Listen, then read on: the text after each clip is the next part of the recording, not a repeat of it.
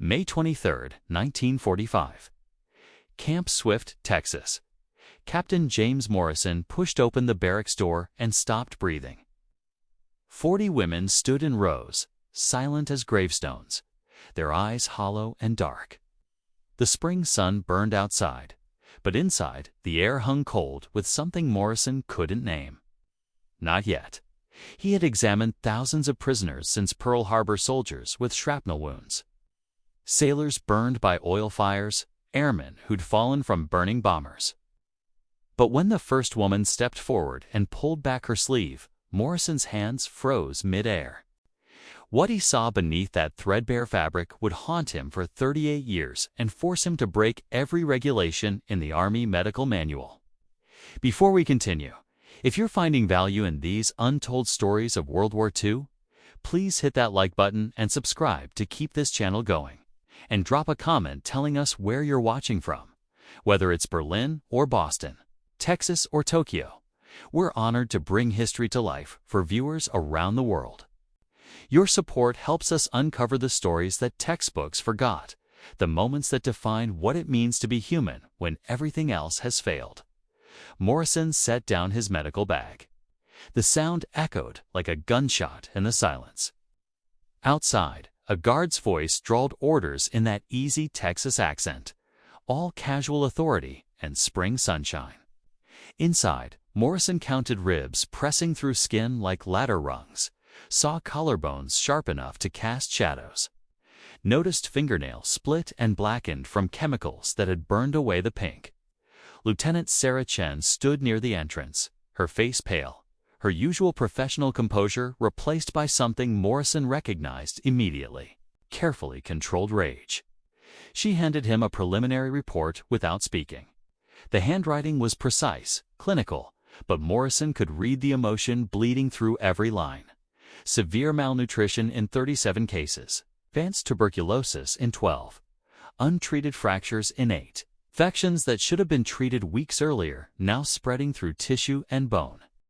And then Chen spoke the words that would change everything.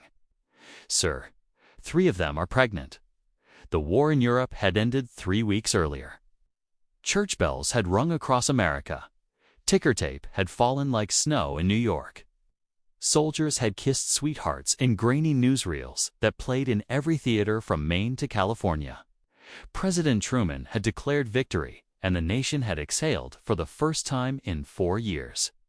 But at Camp Swift, 60 miles east of Austin, the war's aftermath had just arrived in cattle cars and military transports, wearing the faces of women who'd been told Americans were monsters. The propaganda from Berlin had painted vivid pictures: Yankee savagery, soldiers who bayoneted prisoners, civilians who spat on the wounded, a nation of merchants with no sense of honor or mercy. Instead, they'd found mesh halls serving more food than they'd seen in years, guards who didn't strike them for making eye contact, and a country doctor from Oklahoma who was about to risk everything to save their lives. The women had come from a labor camp near Bremen, captured during the Allied advance through northern Germany in April. Most were between 18 and 35. Classified as auxiliary workers under the Geneva Convention. They'd produced uniforms, bandages, surgical supplies for the Wehrmacht. Working 16-hour shifts in factories where the air tasted of chemicals and the overseers carried truncheons. They'd watched their rations shrink month by month as the Reich's territory contracted, felt their bodies consume themselves, learned to ignore the pain of broken bones and infected wounds because complaining meant punishment. When the Americans came, they'd expected execution. Some had welcomed it. Morrison had been a country doctor before the war, treating farmers and ranchers in rural Oklahoma. He knew malnutrition when he saw it. He'd treated it during the Dust Bowl. Watched families waste away when the crops failed and the banks foreclosed. He knew infection, disease, the signs of prolonged suffering. But nothing in his decade of practice had prepared him for what waited inside that barracks. The building itself was standard Army issue: wooden walls painted white, rows of metal cots with thin mattresses, windows covered with mesh screens to keep out the Texas mosquitoes. The floor was swept clean. the latrines functional, the temperature comfortable. By military standards, it was adequate. By any human standard, Morrison realized with growing horror, it was a death sentence for women this far gone. He moved to the first cot. The woman sitting there was perhaps 22, with blonde hair cut short and uneven, as if someone had taken shears to it without care or skill. Her hands rested in her lap, fingers interlaced, knuckles white with tension. Morrison spoke in careful German, the language his grandmother had taught him in an Oklahoma farmhouse that smelled of bread and wood smoke. "My name is Captain Morrison. I'm a doctor. I need to examine you to make sure you're healthy. Do you understand?" The woman nodded. Her eyes were blue, ringed with shadows so dark they looked like bruises painted on porcelain. When she stood and removed her jacket, Morrison counted her heartbeat, too fast, fluttering like a trapped bird. He listened to her breathing, shallow and labored, with a wet rattle deep in her chest that suggested fluid buildup. Tuberculosis, almost certainly. Advanced stage. Without treatment, she had perhaps 3 months. By noon, Morrison had examined 15 women. The pattern was consistent and damning. All showed signs of prolonged starvation that went beyond missed meals. This was systematic deprivation. Bodies cannibalizing muscle and organ tissue to survive. Several had injuries that had healed incorrectly, broken bones that had set at wrong angles, creating permanent deformities. One woman had a compound fracture in her left arm that had somehow mended without surgical intervention, leaving her with limited mobility and constant pain. She was 23 years old. Morrison stopped at the 20th examination and walked outside. The Texas sun blazed overhead, turning the ground into a shimmer of heat and dust. He stood there for several minutes, breathing deep, trying to steady himself against a rage so pure it made his hands shake. Chen followed him out, carrying 2 cups of coffee, despite the temperature. "They're dying," Morrison said finally. His voice came out rough, barely controlled. "Half of them have tuberculosis. The others are so malnourished they're at risk of organ failure. And those 3 pregnant women, ... He stopped, unable to finish the thought. Chen nodded. "I've already sent word to headquarters. They're bringing in additional medical supplies and staff." Morrison shook his head. Supplies won't be enough. These women need intensive care. They need proper nutrition, rest, medication that we don't have on hand. Some of them need surgery. He paused, looking back at the barracks. And those pregnancies are high risk. Without immediate intervention, we could lose the mothers, the babies, or both. The regulations were clear. Prisoners of war received adequate medical care as defined by military standards. Adequate meant treating acute injuries, preventing infectious disease outbreaks, maintaining basic health. It did not mean intensive intervention. It did not mean prioritizing prisoner care over military personnel. It certainly did not mean dedicating limited resources to saving the lives of women who had worked for the regime that started this war, whose factories had produced the bandages that wrapped American wounds and the uniforms worn by soldiers who'd killed American boys. But Morrison had not become a doctor to follow regulations. He had become a doctor because his father died of appendicitis when Morrison was 12, miles from the nearest hospital, too far for help to arrive in time. He had watched his father's face turn gray, listened to his labored breathing, felt utterly powerless as life slipped away in a farmhouse bedroom while a spring storm rattled the windows. He had sworn then never to feel that powerless again. That afternoon, Morrison filed an emergency request with the base commander. He outlined the medical situation in clinical detail, emphasizing the severity of the cases and the potential for multiple fatalities without immediate action. He requested permission to transfer the most critical patients to the base hospital, to allocate additional nursing staff to the barracks to obtain specialized medications and equipment. He typed the request himself, double-spacing each line, checking every fact twice. The response came back within 2 hours. Request denied. Resources were limited. The war might have ended in Europe, but fighting continued in the Pacific.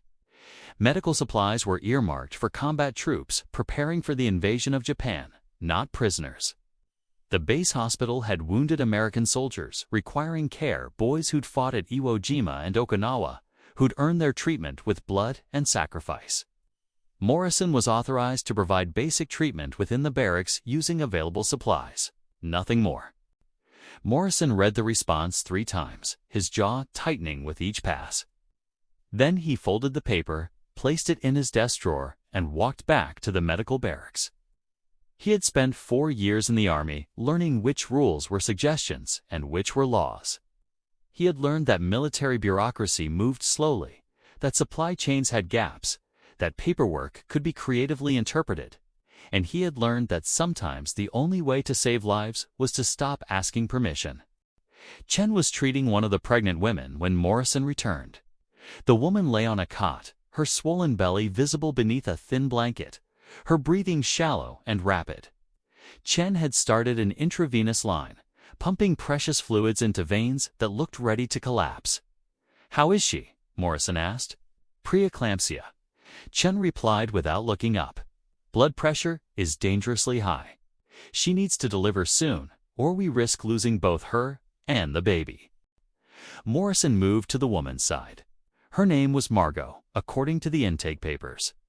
24 years old, a seamstress before the war, recruited to work in the textile factories when the regime demanded total mobilization. She had a husband somewhere, captured by Russian forces during the retreat from Poland. She had no way of knowing if he was alive or dead. Margot's eyes opened. They were gray, clouded with pain and exhaustion. She looked at Morrison with an expression he would never forget, not fear, not anger, but a kind of resigned acceptance that made his throat tighten. "Am I dying?" she asked in broken English. Morrison pulled up a stool and sat beside her cot. He took her hand carefully, mindful of the IV line. Her skin was cold despite the Texas heat. "No," he said firmly. "You're not dying. Not on my watch." That evening, Morrison broke the first regulation. He requisitioned medical supplies marked for military personnel and diverted them to the prisoner barracks. Antibiotics, vitamins, clean linens, proper bandages. He signed requisition forms with creative descriptions that would pass through the supply chain without raising immediate questions.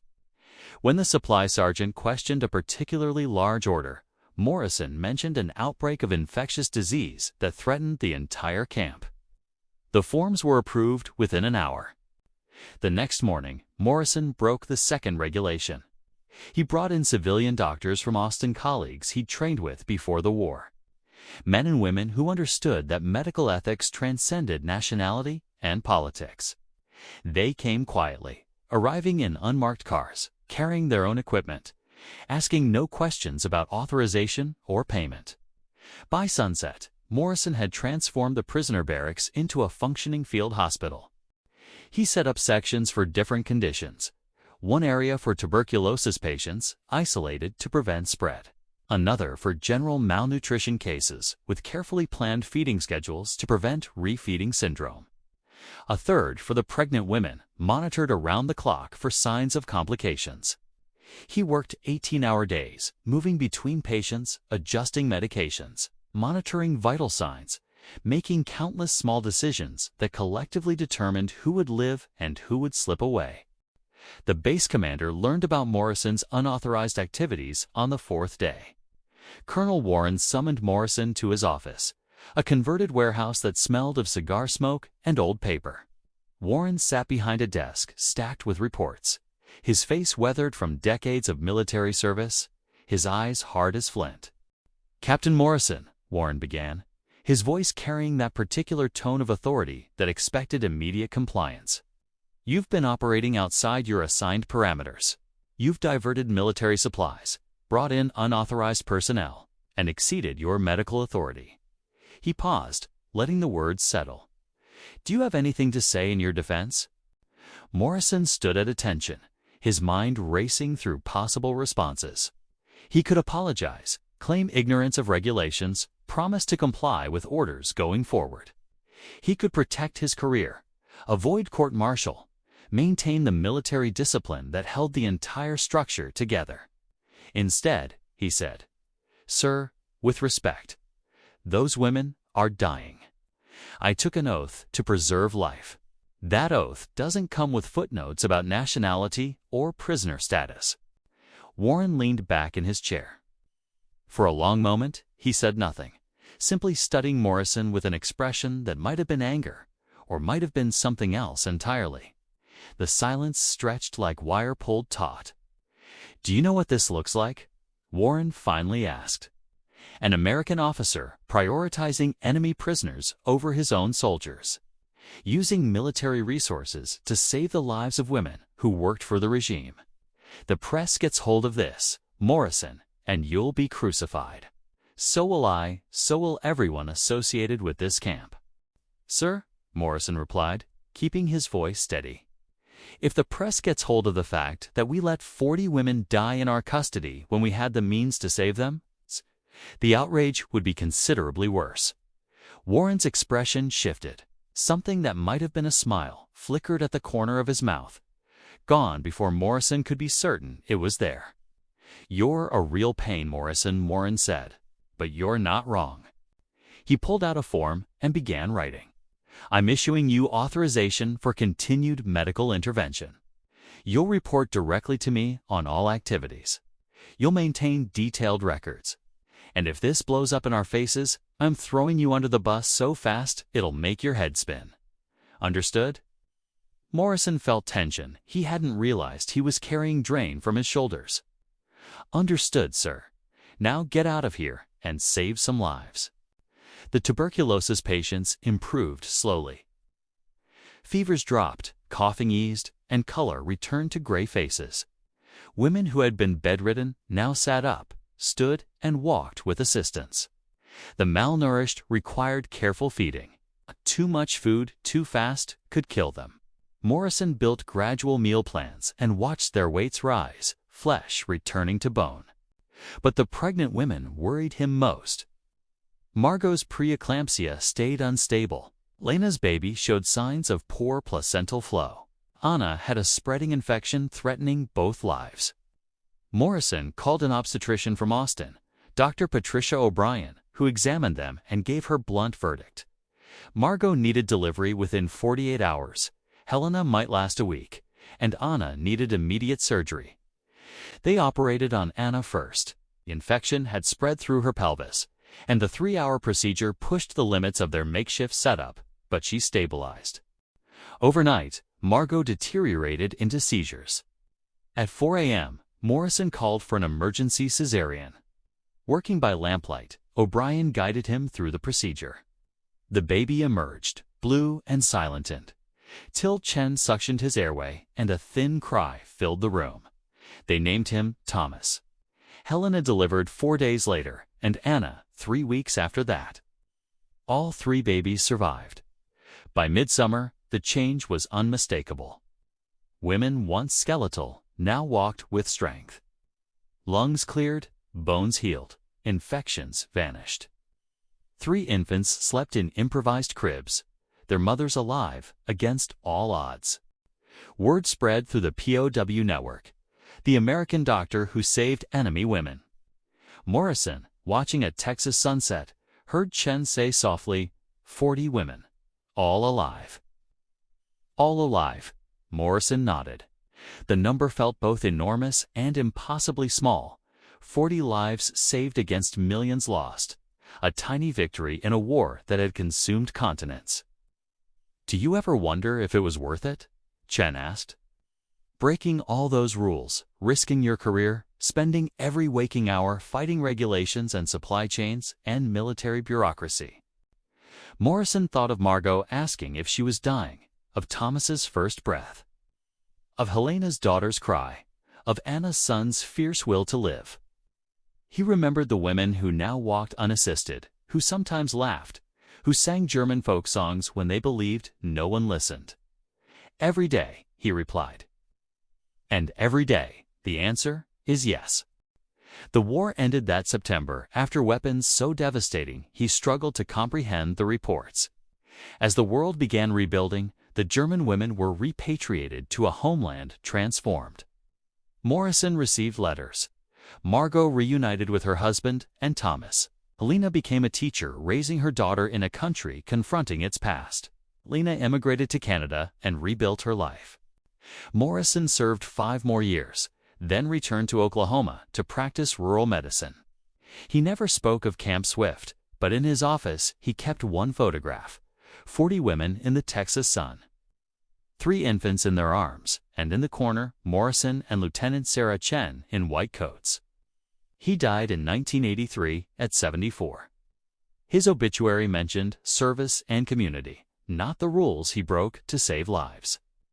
But 3 elderly women traveled from abroad to place 40 white roses on his casket, quiet proof that compassion, even in war, can ripple across generations.